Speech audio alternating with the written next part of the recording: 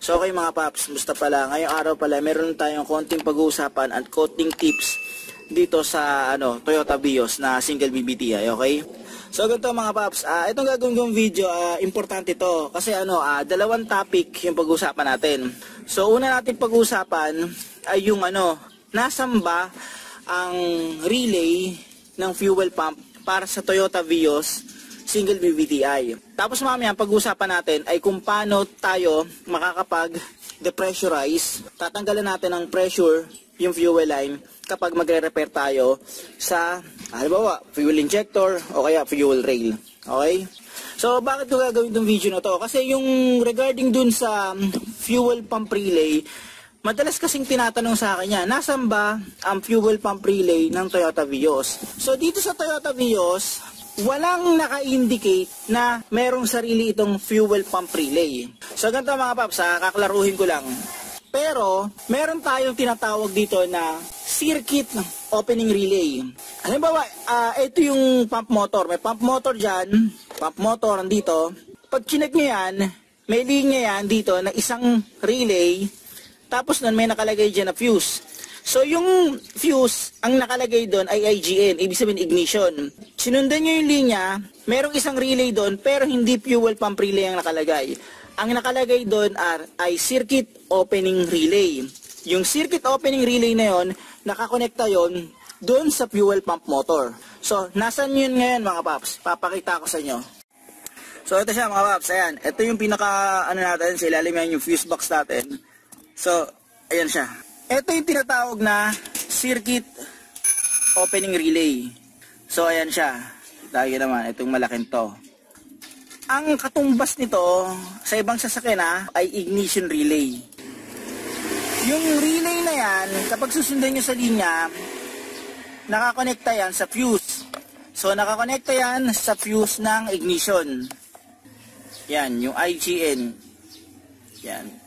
IGN, number 30 mga paps. Ayun Yan. So, etong fuse na to, yung IGN na yan, 7.5 amperes na yan, nakakonekta yan dito sa circuit opening relay. So, pag kinat mo yung supply nito ng 7.5, etong ignition, hindi gagana yung relay, syempre, hindi rin gagana yung pump motor.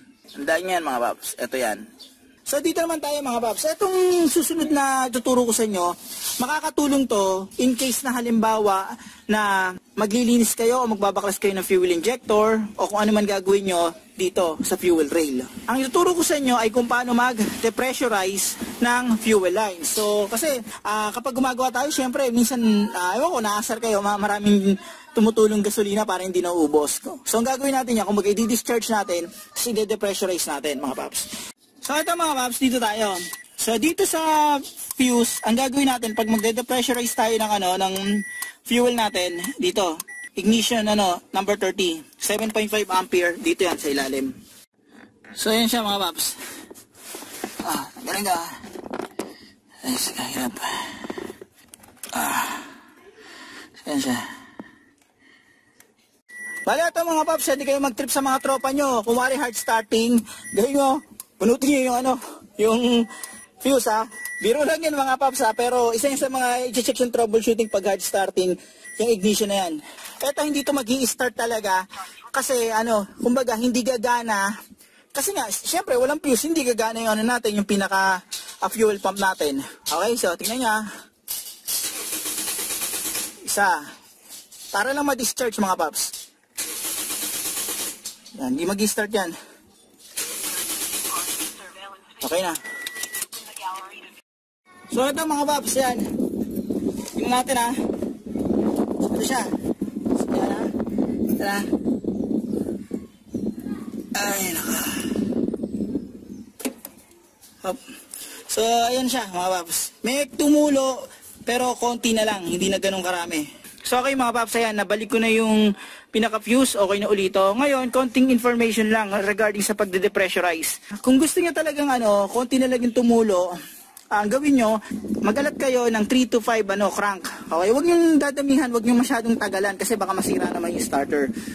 Paano mga paps, maraming salamat sa inyo.